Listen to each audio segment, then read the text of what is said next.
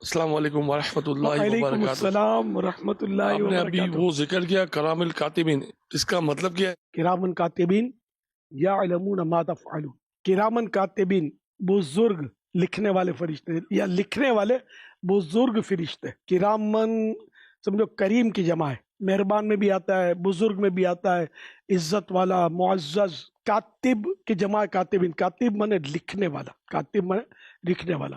تو یوں ان فرشتوں کو کہا گیا ہے کرامن کاتبین، یعنی بزرگ لکھنے والے فرشتے، عزت والے، معزز لکھنے والے فرشتے۔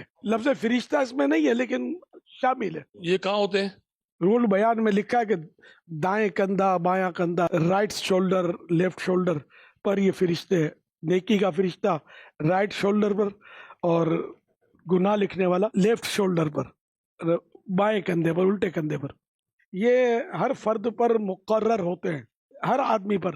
ایک ہوتا ہے نیکی کا فرشتہ، نیکی لکھنے والا، ایک ہوتا ہے بدی لکھنے والا، برائیاں، گناہ لکھنے والا۔ آسان ترجمہ ہے قرآن کنز العرفان۔ جب اس سے لینے والے دو فرشتے لیتے ہیں، ایک دائیں جانب اور دوسرا بائیں جانب، یعنی ایک رائٹ سائڈ اور دوسرا لیفٹ سائڈ بیٹھا ہوا ہے، وہ زبان سے کوئی بات نہیں نکالتا مگر یہ کہ ایک محافظ فرشتہ اس کے پاس تیار بیٹھا ہوتا ہے۔ محافظ مانے حفاظت کرنے والا۔ اور ان آیات میں ہر اس انسان کے لیے نصیحت ہے جو اپنے اعمال کے حوالے سے انتہائی غفلت کا شکار ہے۔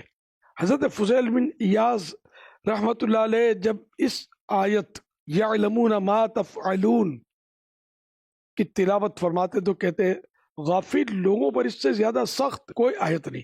ان کا مطلب ہے کہ یہ فرشتے جانتے جو تم کرتے ہو۔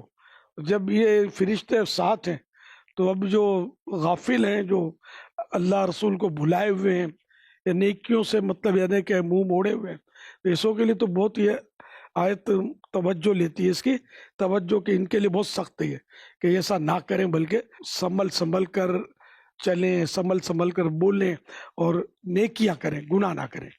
جو میں نے تفسیر بیان کی وہ سورہ قاف کی آیات ہیں، سورہ انفطار کی آیت نمبر 11، 10 اور 12 سے معلوم ہونے والی باتیں۔ ان آیات سے 6 باتیں معلوم ہوئی۔ نمبر 1، انسان کی جان اور اس کے اعمال کی حفاظت کے لیے فرشتے مقرر ہیں۔ نمبر 2، فرشتے صرف انسانوں پر مقرر ہیں، دیگر مخلوق پر نہیں۔ نمبر 3، اللہ تعالیٰ کے کام اس کے بندوں کی طرف منسوب ہو سکتے ہیں کیونکہ حافظ و ناصر رب تعالیٰ ہے، مگر ارشاد ہوا کہ فرشتے حفاظت کرتے ہیں، یعنی اللہ تعالیٰ کے کام اس کے بندوں کی طرف منسوب ہو سکتے ہیں۔ یعنی اللہ حفاظت کرتا ہے تو اور کوئی کر ہی نہیں سکتا، ایسا نہیں ہے۔ اللہ تعالیٰ جس کو طاقت دے وہ بھی حفاظت کرتا ہے۔ اور یہ تو دنیا میں بھی دیکھتے ہیں، ہم چوکی دار رکھتے ہی ہیں۔ اگر کوئی کہ اللہ کے سوا کوئی حفاظت نہیں کر سکتا تو چوکی دار رکھنا یہ ناجائز ہو جائے گا۔ تو چوکی دار بھی حفاظت تو کرتا ہی ہے۔ پھر اپنے فوجیں جو ملک کی حفاظت کرتی ہیں یہ بھی پھر ہٹانی پڑیں گی۔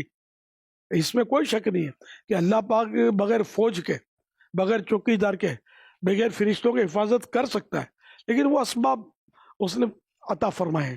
نمبر 4، انسان کو بری جگہ نہیں جانا چاہیے تاکہ ہماری وجہ سے ان فرشتوں کو وہاں نہ جانا پڑے۔ فرشتے اللہ تعالیٰ کی بارگاہ میں عزت والے کریم ہیں۔